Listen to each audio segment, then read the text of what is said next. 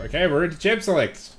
Welcome to Oceanic Battle Arena, week 28. My name is Caraclossus. I am joined by Stephen Castone. Oh, we've got audio? We have got audio. We're live. Awesome, yeah. And yes, we can hear you in the background, so you want to turn off the audio on the stream?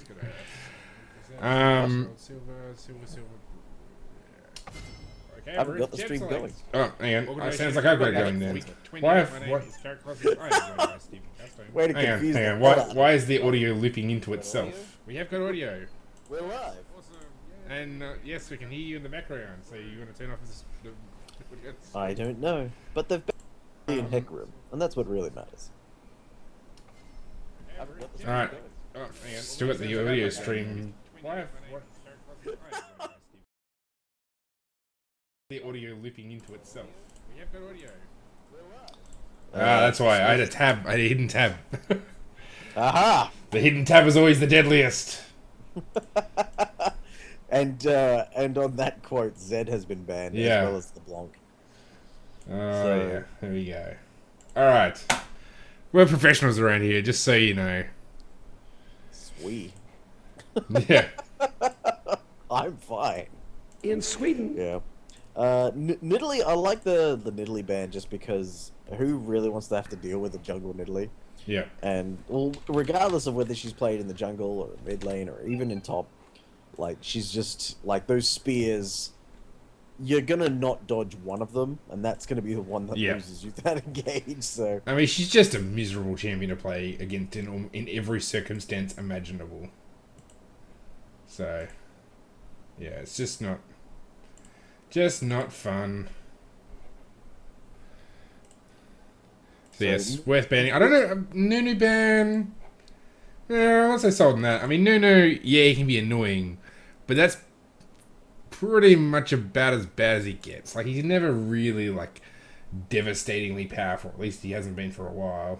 no, it'd be different if this was a pro game because his blood boil and his zoning potential from his ultimate are really integral to coordinated team fights. But in the sort of solo queue lower bronze to gold level, I don't think a Nunu ban is entirely necessary. Yeah. Then again, if you're a particular person that just cannot stand going against goddamn Nunu, Yeah.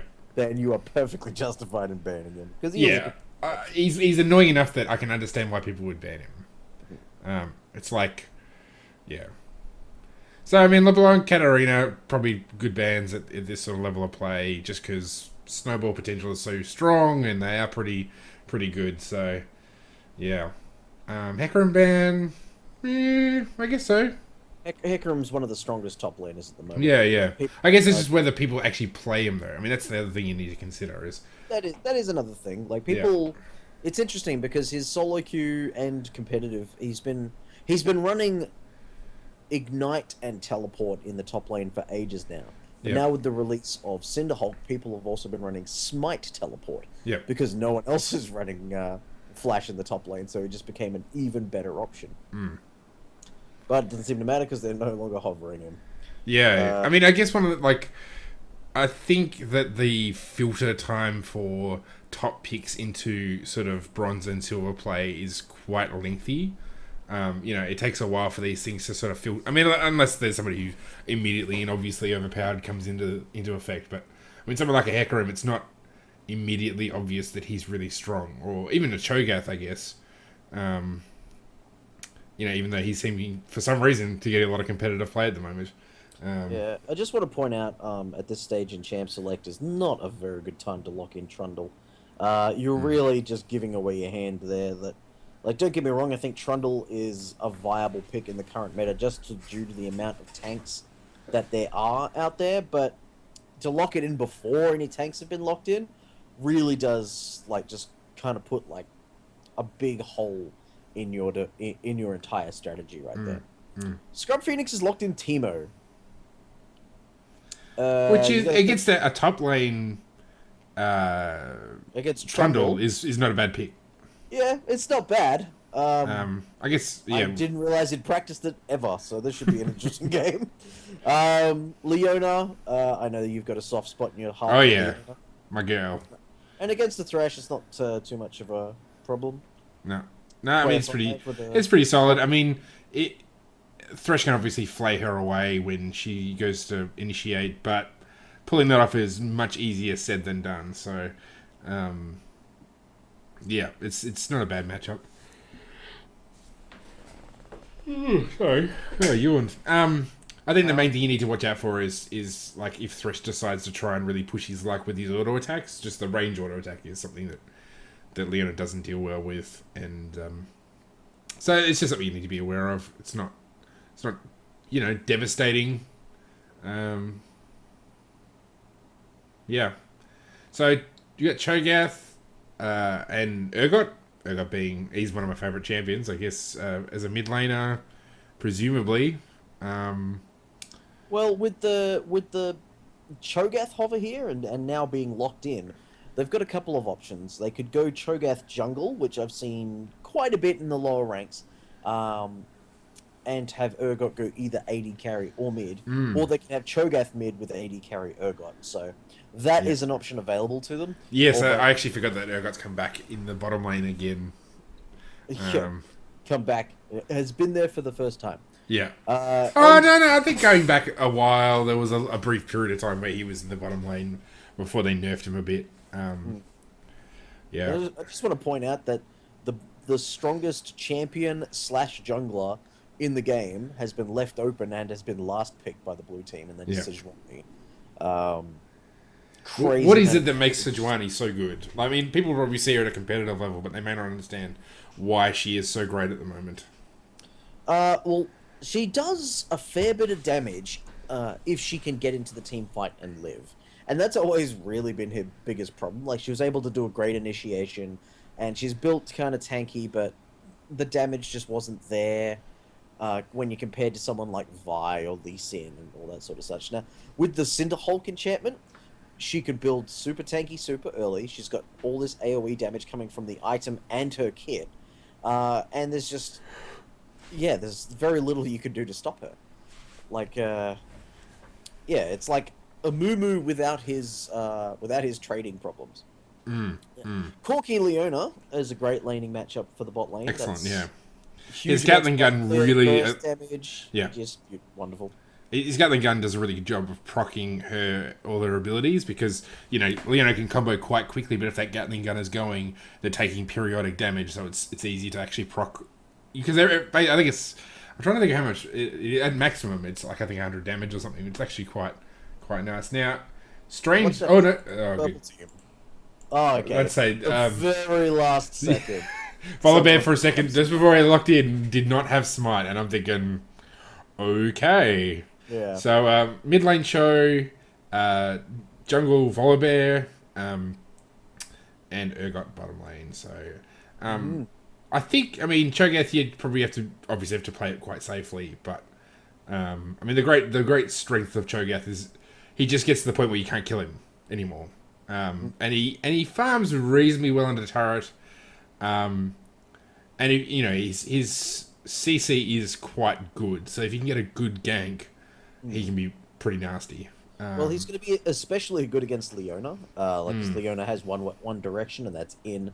And Cho'Gath can go, oh, look, she's hit a Zenith Blade. She'll be here in 2.5, in 0.5 of a second. Funnily enough, that's how long it takes for my Rupture to hit. Boom. Knock that Leona up. And if there's no follow-up from the rest of the team, or the team see that she's been caught out and don't want to commit, then that's just a free kill right there. And if you're in Cho'Gath's face with Leona or Sejuani, then it's all the easier to eat. I think something that Purple Team really need to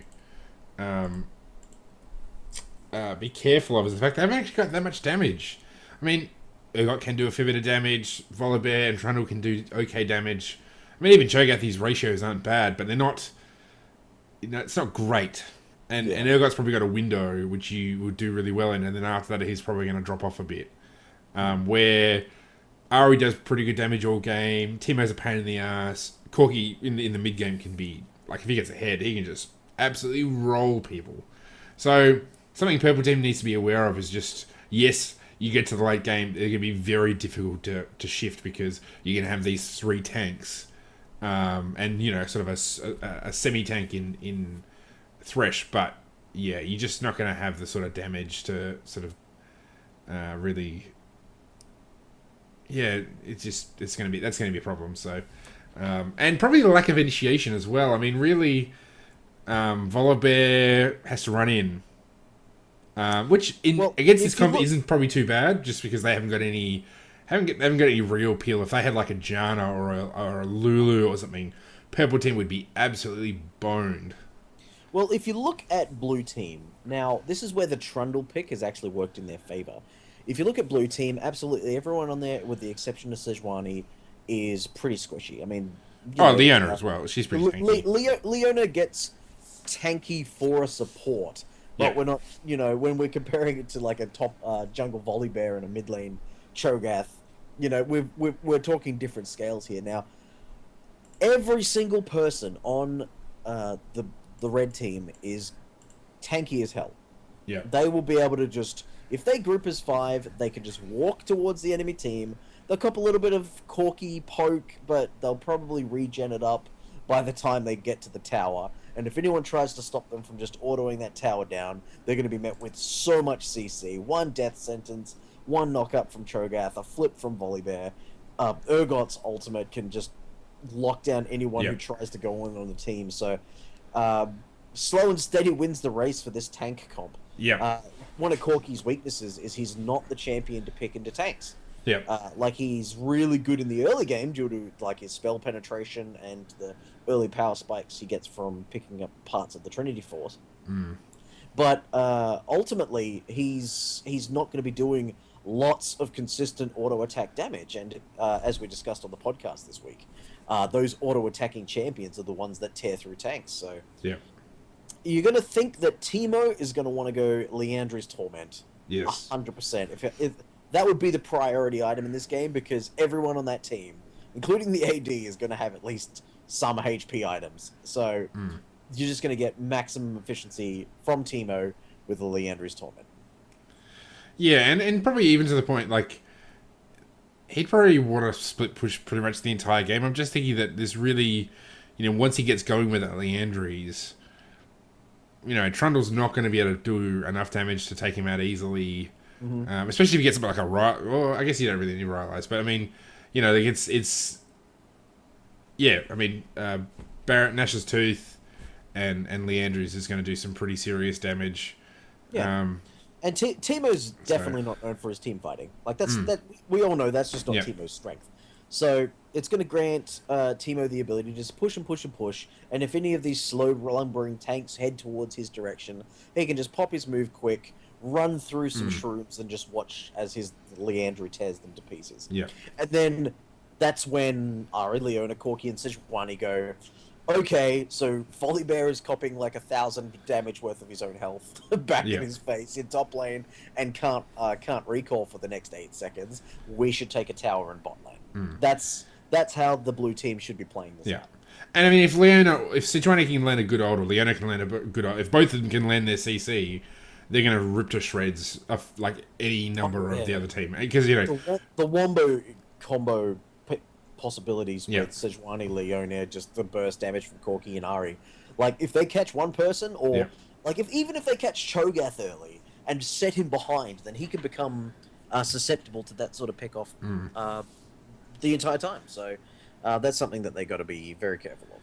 I mean, really, one of the difficulties that blue team will have with the peel side of things is that if purple team take a ancient coin, what's the ultimate, the Talisman of Ascension, and then the Righteous Glory, that combination of items combined with Volibear and Trundle both being able to run fast, Leona's not going to be able to stop Trundle and Volibear from diving someone. I mean, yes, Corky can self peel, and I guess so can Ari, but it's one of those things that if they actually have to be quite careful about sort of what that side of the exposure that they have. All right. Well, that gentlemen, we will have to find out. We are onto the Rift, ladies and gentlemen. Battle Arena, week whatever it is. Good to see Victor's actually decided to join us. Week 28. Valera and Victor Pradley. Yeah.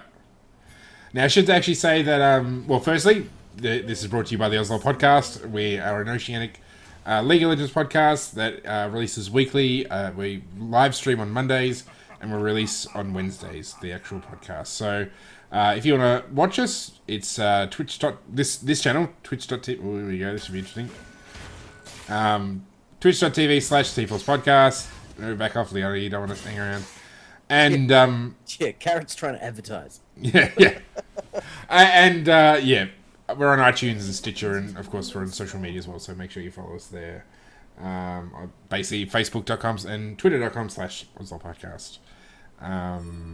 And we should have. We'll see how we go for a second game. At this rate, we may or may not have one. Or if we do, well, now that Victor's here, I guess we can record half of it. So yes. Anyway. Yeah, I guess it's just all very quiet on the Western Front right now. I mean, really, Blue Team probably could have... Well, I guess they could just go straight to Red. They decided to back off. That's interesting. Yeah. Well, with the level 1 of Red Team, with like a Cho'Gath knock-up and like a Volibear flip and a Death Sentence, there's just so much level 1 potential from the Red Team that the Blue Team can't come and contest that. Yep. So they could sit there, they could pretend to be there, they could actually be there. They've got the choice. Looks like they're opted to go for a more secure start for the Volibear jungle. I mean, It's this strange because the Volibear is one of the least vulnerable jungles early on. Like, even if you do get low, that passive just kicks in, and you're perfectly fine. Yeah, I mean, Volibear is a great option for... And yeah, I mean, this is something Trinity Force have really put forward on their show is, if you want a good, easy jungler to begin with, Volibear is good. And I mean, I played with one last night, and that passive, especially when you got a couple of items in it, man, you can just tank so much damage. So, yeah, this is a real issue with Cho'Gath against an Ahri. Wow, that was really well played by Ahri.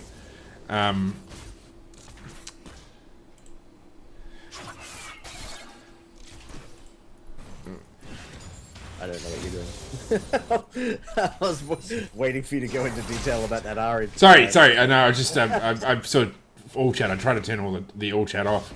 No, I mean that was a great play. Like the thing with Cho'Gath, he is melee, and I guess even like I guess theoretically all melee champions are the same, but for a melee, he's like it feels like his auto attack has got quite a short range. So it's one of those things that against Nari, she is going to bully you out. You're going to be farming under turret. You don't want to give up these early kills because that will allow her to snowball and push, go back. And I mean, she picked up, I think she must have picked up an amp tone. Top surprise, yeah. Top lane. Looks like he wants to make something happen on this vulnerable Scrub Phoenix, who is none the wiser. The big minion wave here. Scrub plays this right. He is out of mana though. Blind will not be available. And I mean, the other thing about Cho'Gath in mid lane is, your mana costs are really high, so you basically want to save your abilities for defensive purposes. You really don't want to be trying to harass too much with your abilities. So.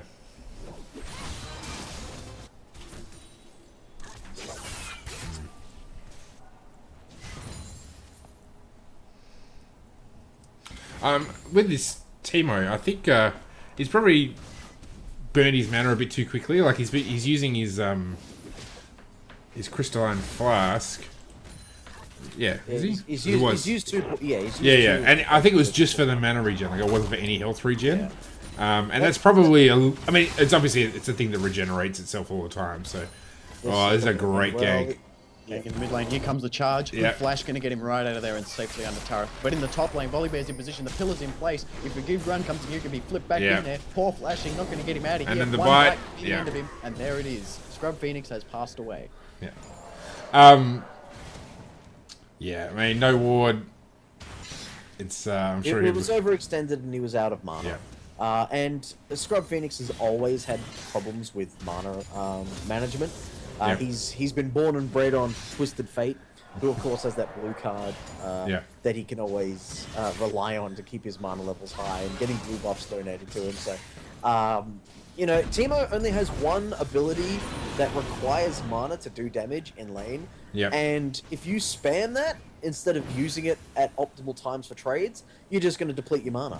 I mean, especially the blind. Like, I mean, there was times like, I mean, you basically want to save it for when he's going for a canyon creep, canon creep, and that's probably about it. Or if he's obviously coming into trade, so you know, yeah. And I mean, in fact, you probably don't want to push at this point. I mean, especially with like Volibear, who can be move so quickly, you don't even really want to push the lane. You just want to actually like just last hit and then bully the crap out of Trundle, because if you push him under his tower, he's just going to be able to farm under tower, and you're never really going to be able to, you know, put pressure on him or deny him CS. So yeah, all that Scrub Phoenix really needs to do in this matchup is to walk forward, auto attack Trundle, walk back.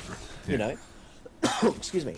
If he can manage the minion aggro with just one auto attack with the poison dart on hit attack, then he'll get a ton of trades, of which Trundle has literally no answer. I mean, you can flash pillar and get a decent trade off from there, but you've just traded the flash. Yeah, that's just a huge signal for this thing wanting to come topping down. And I mean, the thing is, like, you know, if you had it frozen in the middle part of that lane, you know, you essentially will be as safe as you can be because of the speed boost from Teemo. So it's one of those things that it's actually. Oh, let's see if there's going to be a trade. Oh, it looks like there's going to be. I think you want to get out of this, Joanna. You're going to die. 4 versus Bear. Cat Lady damage trade there. Inbound. Airborne. Monster inbound. Damage coming down. The bite is going to finish her off. This passive is proccing. Ignite is down, but he's still healing through it. Turner has nothing to respond with. Yeah, look at this big damage coming through. True damage, putting Chris very low, but Turner's got no mana. He can't make anything happen. Bot lane and none the wiser. The flip has happened, and there goes Ari. The Fox Lady has passed away, sadly. Oh, the death sentence hits under the That was great. Death sentence going in, double play. Yeah, Corky's Gatling gun in the wrong direction, but he's right to get the hell out of there. Yeah. Because that's going to be a free dragon. You've got to think. They've got complete vision control around that area. They just traded a whole bunch. They've got, like, all their lanes are pushed. They're not going for it. It looks like Volibear is just going to go back and take the blue for himself. This is very strange decision-making on the red team there. That was immediately a... Well, I mean, Volley was pretty low. Yeah, I mean, I guess that they'd all gone there. But, I mean, Corky, I guess, can sort of ping you from quite a distance, and Volley and Cho are not really going to be that close because they'll start taking that, the percentage of health damage from Dragon. So, yeah, I mean, I think it was probably pretty reasonable to back off. I mean, really, they've got... I mean, with Cho'Gath in mid lane, you're always going to have the advantage. As I said, you've got 1,000 HP smite, like true damage smite, on your ultimate. Did you guys get to see Trundle walking over a shroom and Scrub Phoenix going in for the auto? Yeah, I was wondering. I was like, what went on? I didn't realize that he put it down there. So yeah. It was quite a good follow up, but Trundle has the answer, and it is a gigantic. Well, good harass going down onto Cho'Gath there. Just one charm and can deplete half a Cho'Gath. Yeah, I mean, like, yeah, this is the. He should just back off. Let it get pushed to lane. At least you'll get experience if you let it push to the tower. Where right now you're not gonna, you're really not gonna have much hope at all. It's just essentially allowing Ari to get some free harass.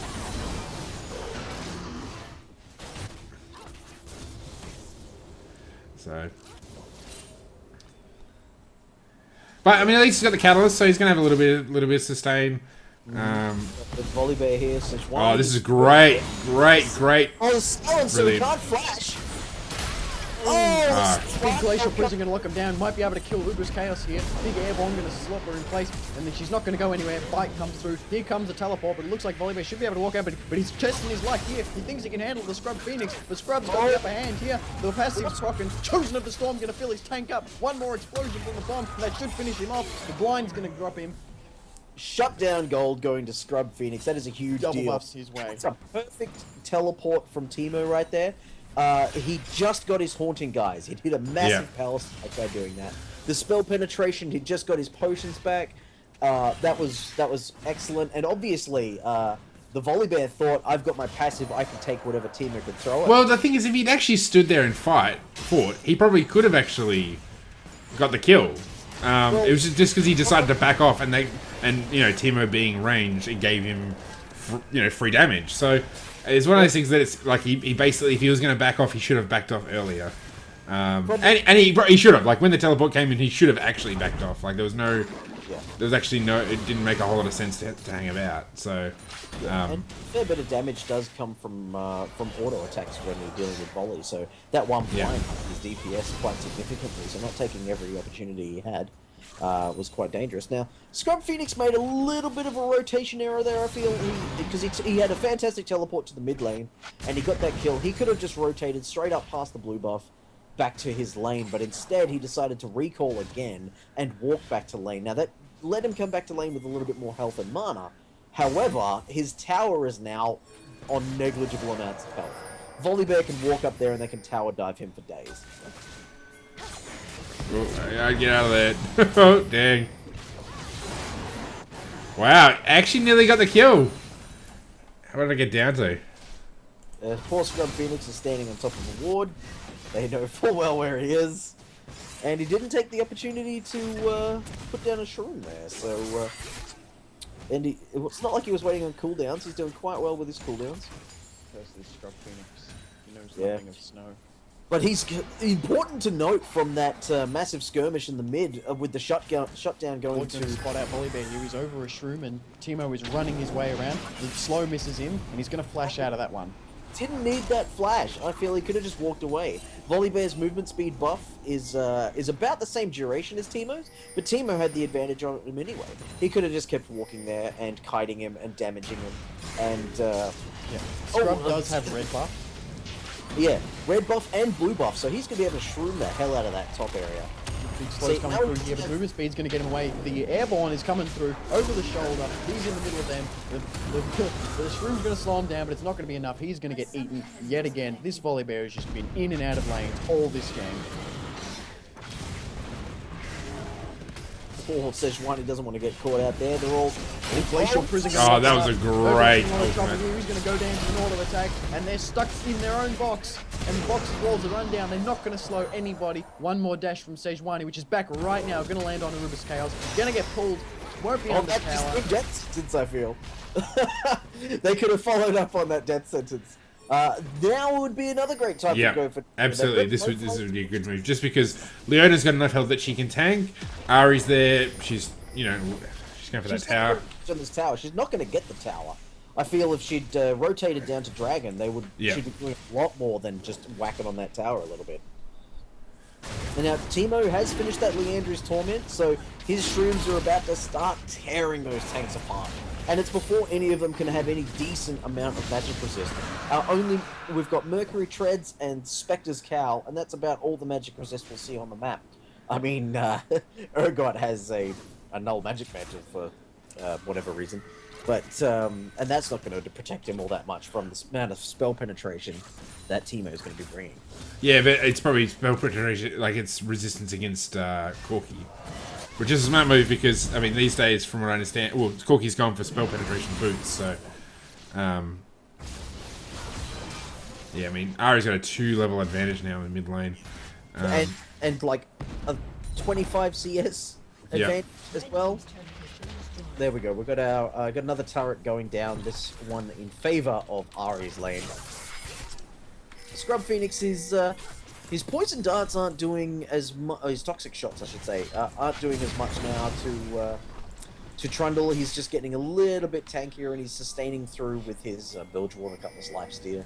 And whenever he gets straight on top of a ward, though, so he's going to get spotted out straight away. And mid lane's been spotted out as well, which means all other lanes know that there's no pressure anywhere but bot lane right now. That was definitely a waste of teleport.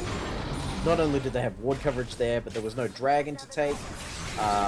There was no real clear gank advantage they were going to get from that. It was a bit of a wasted cooldown. He could have spent that time just walking around the jungle area around his blue buff, putting down shrooms, and actually that would have found this Volibear who's now going into counter gank. Yeah, good move by Volibear, definitely. Noticing that Teemo's in bot and Sejuani was trying to hold mid lane while Ari was roaming down. He's actually used that advantage to actually go and steal something away from Teemo, which is definitely something you want to do. Whenever you see the enemy jungler do something, you got to know how to react to that, and he's done good by, you know, okay, he's doing that, I'm going to start taking his stuff. Oh, good dash over that rubber. Nice dash! She's silent, Yeah. but she's still got 2 more.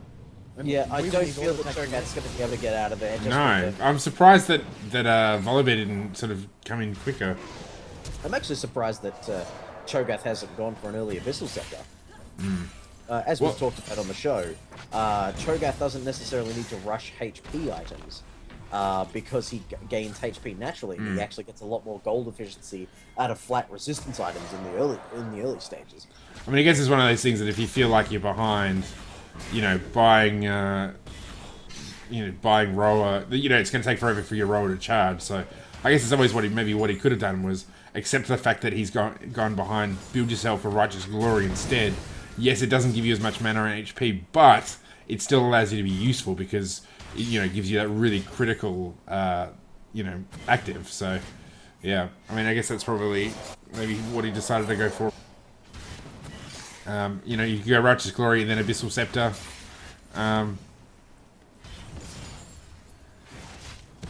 Getting rammed here. And here comes the Xenoblade all the way onto the back. Oh, And it's the just glacial legal. prism Oh, that was locking up really well layered. Volibear's trying to get his face in there, but he's not going to have... Oh, he's going to flip Leona over. That's not the target you want. Because you're going to get the stun. He's going to get the bite in here. And not as much quite coming out from Corki and Sejuani and Leona as I was expecting in that trade, though. I feel like they could have been a bit more aggressive in that fight. Seems a bit Here indecisive. comes Ari. Ari's lined up and she's not under any wards. Quaya's got no mana for this fight. And she's got all 3 dashes available. And meanwhile, Volibear trying to 1v2 and being very unsuccessful. Yeah, I feel like the Volibear gank would have been well timed if it had been 1 second earlier. If he could get in there and do a bit of his disruption before his damage went down. Now, nice push that they've got going on here. Trundle showed top. They knew they could push with the 2 people dead here. So, sorry, Cho'Gath showed top, not Volibear. Yeah, but they got the map awareness down. They knew they could take that tower for free. They're going to go back and cash in on that tower's gold. What have we got? We've got a Warmogs on Sejuani, and that's on top of the Cinder Hulk. The Cinder Hulk is now doing 284 damage based on her health. Sorry, gaining an additional 284 health. Restoring 28 health every 5 seconds. And It's a nasty first buy. Of damage within 8 seconds, yeah. Sejuani is going to be just unkillable in the upcoming, say, 5 minutes of this game. Cinderhulk itself giving her almost 600 HP from the bonus health with that Wearmags. We got Feast getting stacked up to 3 times now, and Rod of Ages is about halfway stacked. So Cho'Gath, he's not done well in the early game, but he's definitely getting into position to be good much later. He just needs to get some defensive stack in. This is good. We've got 4 people grouped up here. Teemo split pushing. If Teemo can stop wasting his mana, I think he'll just be able to outpush Trundle like crazy. Trundle's wave clear is pretty terrible when he's not able to freely auto attack without losing a trade. Yeah. And Teemo struggling with mana is a weird thing to hear, because this is not a champion that should really struggle with his mana, just from the way Toxic Shot does not cost anything, because it just works off his auto attacks. So I think normally, as a Teemo, you should focus more on just right-clicking on him, and then if you're in threat, then using Blinding Dart, rather than using it anytime it's up for farm, for harass, anything. Yeah. And it's really strange, he hasn't actually got all that many shrooms out. I see like 3 on the map, and he's got 2 on cooldown, leading up to his 3rd. He's wandering down to the lane. I'm really intrigued by the adventures of Teemo. Meanwhile, there's a dragon fight going on. He's teleported. Here comes the Teemo teleport. Sejuani secures the dragon. Hyperkinetic legs, which is going to push someone over there. And Leona right in the middle of the fight. A lot of burns coming down here. A few more people dying from damage over time. After Thresh is going down. Trundle all alone. Going to use the pillar, but the Oh. The Valkyrie's going to get Porky over that wall and finish him off just fine. Awesome. Now, there shouldn't be a recall here. There should be a ping for that mid tower. They've got a minion wave right there. They've got tons of wave clear to get rid of. No contest. And Corky just picked up blue buff too, and that's going to enable him to just spam the heck out of his abilities.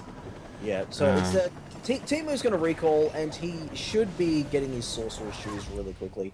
Oh, he's going to go for a Morellonomicon. That's an interesting choice. Not a lot of healing, except for perhaps the Volibear. So maybe that's a Volibear exclusive item, because Volibear has been camping him quite hard. Well, like, I mean, actually, I mean, Cho'Gath does, I mean, he's passive, I guess. You know, it gives him health back. I don't know if it's affected by... Well, but it's still a bit of a waste, though. It's not... It's when he's below 40%, which we're not going to see Cho'Gath at in any position where... I don't know, he's not that tanky. No, I guess he's getting tanky. To add to that, I mean, Teemo's going to be wailing on Cho'Gath while he's trying to eat minions to heal up. Like that's the strategy Scrub Phoenix is countering with a Morellonomicon. Yeah. I think if Cho'Gath goes into a fight with the very little magic resist that he does have, he's got a Mercury Treads and a Null Magic Mantle, he's going to step on one shroom and that's going to take him to 50%. Like, he's got a ton of HP, but Leandry's deals HP damage, so it's a bit of a problem that they're going to have to build a lot of magic resist. They've got a lot of magic sources of damage, including a 5, 3, and 4 Ari. And they've got 2 more icons, actually, so... It's interesting, he's going for a Blade of the Ruin King, which is traditionally not a quirky item, because he doesn't do a lot of auto attacking. But the percentage health damage is going to be great against this tank team. Now, this is exactly what Red Team want to do. They want to group as 5 and just walk towards the enemy team. And we'll try and take it. Leg switch, put Ari in the middle of the fight, and now she's the one getting chased. But the whole team is just piled in Shinwani and Fiona. Cho'Gath trying to chase her, but it might be a lost cause unless he's got something ready for her here. Screams at her to death, and now he's getting chased down by the party posse, and there's nothing left for him. Thresh all alone now. And they're going to go for this tower. Thresh hooking the air. Wow, that was... out anything, though. We didn't see that, honestly. This tower just fine. Sheemprock's doing massive damage. What's interesting is that Scrub Phoenix has gone for a needlessly large rod instead of finishing his short Sork shoes. Now, the AP scaling on Teemo is not great, but the actual base damage on his abilities, plus the fact that spell penetration works amazingly with Leandry's Torment, you really want to favor the spell penetration with that rush Leandry's. But if this needlessly large rod provides him enough damage early on, then it might help him win a trade. But I think that might have been an error in judgment. I mean, he might have had exactly enough for a needlessly large rod, but it's hard to say no to that power spike. I mean, also, like, Sorceress and the Nash's Tooth. I mean, that's, if you want to get, the most of his auto attack abilities, that's the way to go. So, the risk with that is Teemo doesn't have a lot of HP, so you need to be able to make sure that you're going to be against people you can survive against for the short amount of time that you're going to be in auto attack range. Now, against Trundle specifically, not so much of a problem, but if it, nice! What a steal from Ari! That's beautiful. That is why, Cho'Gath, you should save your ultimate for securing those buffs. Now, for those who aren't aware, that Feast, that's Cho'Gath's ultimate, got changed a while ago. It actually has a much shorter cooldown if you use it on a monster or a minion than it does if you use it on a champion. And the idea is that you use it to get your stacks up as soon. Oh, the Charm is just going to in the middle of a fight here, and he's taking so much damage. Chosen of the Storm, not going to be enough to kill him up there. And Cho'Gath just getting chipped away here for Ari right down the back line. And now Thresh is being pinned into the wall with that pillar of ice.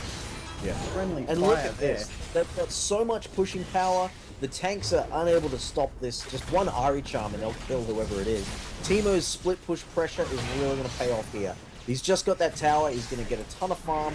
And they can honestly get this tower. Maybe not the inhibitor due to the timing.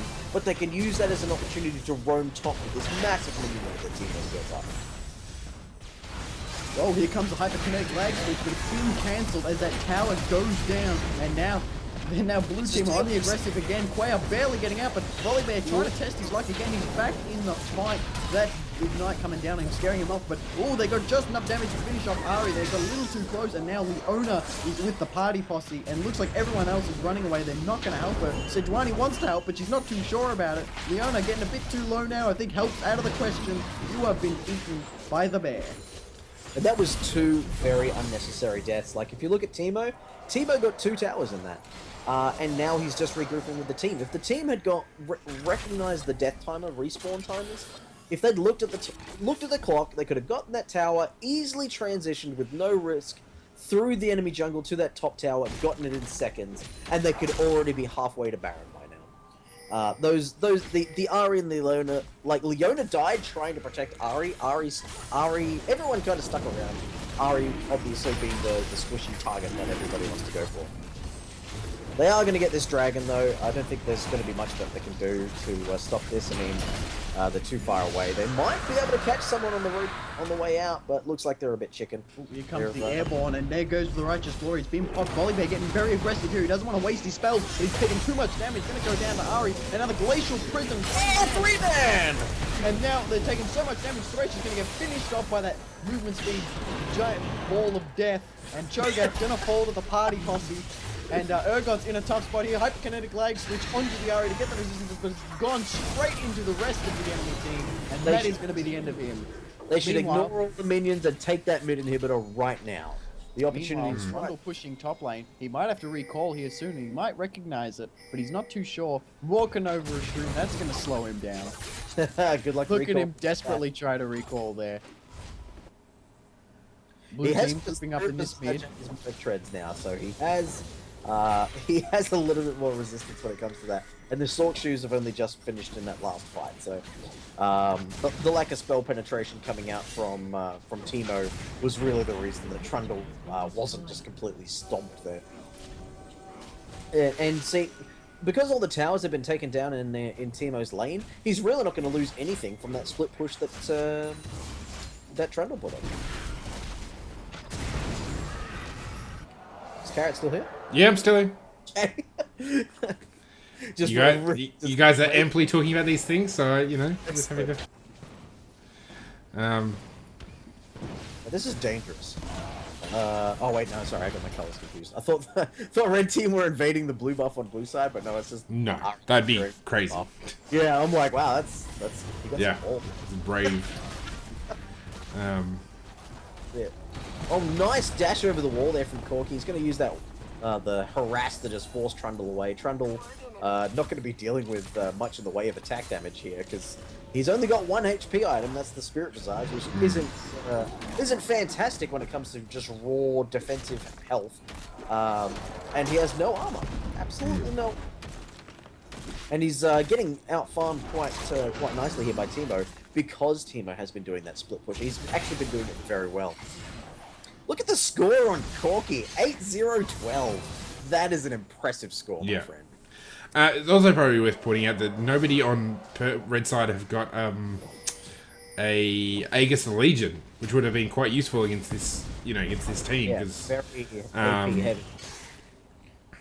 So yeah, I mean that's a bit of a problem. For some reason, Urgot went for a Last Whisper, which I guess that's useful against. Wow, that was a great ultimate. See you later, son. That would be GG. Yeah, they're going to be able to finish here. They've got 3 people down. This Trundle's almost definitely going to go down with that charm hit. Shut down. Oh shit, I missed the hyperkinetic lag switch. Were you hyperkinetically lagged? Here comes the Volibear, who's getting very aggressive. That Righteous Glory's been popped. He's wailing on this Leona, who's still under the full blast of both towers. She's walked away from it now, been smited, but way too late to take any damage from that skirmisher's saber. And now they're going to clean up this super minion, which is deathly scared of the giant bear screaming at him. Yeah. They probably could have finished that game if they just... they realised that Volibear's a big scary bear, and you should probably, just as a general rule, not be anywhere near big scary bears. But in this context, I feel if they just waited out Ahri's charm timer, they could have just kited and killed him, and then finished the game before the death timer came back. I mean, I guess Sejuani, she was quite low. She went quite low because of the turrets. So I guess it's one of those things that Oh, the flash! It's probably a mistake. I think so. Yeah, Up ahead that she could probably solo volley bear at this health. Oh, counter flash out there. She didn't like her chances. Yeah. She's a frozen heart. I really do think Sejuani could have won that fight. Yeah, no, I agree. With the Abyssal Scepter and yeah. Oh well, Well, I this is guess. interesting. I guess it's one of those things that she's managed. Thrown out. Oh, I was watching it tick down on the buff timer, and I'm like, oh no, he's gonna walk straight into it. I guess it's one of those things that like Shyvana might, not Shyvana. I'm saying Shyvana. Sejuani might not have been confident that she could have actually killed Volley like in time before the rest of the team came in. Oh, really? Bit of trolling there by Teemo. Yeah, and that's exactly what you want to do against a volley bear. It's like, oh look, it's a bear, shoot it at the iron run. Trundle trying to get his split push on. He's played to the Rune King. His defensive stats are there for a Teemo split push, but I think he knows that Teemo's going to win that.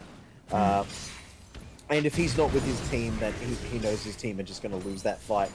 Now, they're far enough behind, but I think their tank stats are finally getting to the level where they can actually start to make plays rather than waiting for them to be initiated on and then dealing with that situation. So that's really what the red team should be doing at this point. I mean, they're down to one Nexus turret. It's not looking good for them. They need to make something happen. If they just let blue team continue. Oliver getting aggressive, but he knows it's not the target he wants, and he's grabbed another target he doesn't want, which is the least target. Teleport's coming through. Everyone is here. Party posse inbound. There goes the Glacier 3. They're knocking everyone down, and everyone's trying to run away with Ari's right on top of the back line. Chosen of the Storm is being ignited through. And who's going to get the kill here? It's actually going to be Volibear, but he will go down to the ignite, and that is a 1-for-3 trade in favor of blue team. Sejuani, however, very low. She might want to go back here, and Scrub Phoenix choosing to go back, even though he has a No, Scrub, don't do it. No, he's gone back While to get. the supers are pushing in through the mid lane. Yeah, that was a terrible move by Teemo there. You've lost one person and you've got one person on low health, but you've killed 3 of them. Yeah. And you've still got a lot of damage sources. Yeah. I mean, Corki was practically full health. Teemo was full health. They're both ranged. Corki's going to burn through that turret real quick. They could have got rid of the turret and the Nexus, and probably the other Nexus too. So it's just, yeah, that was a huge.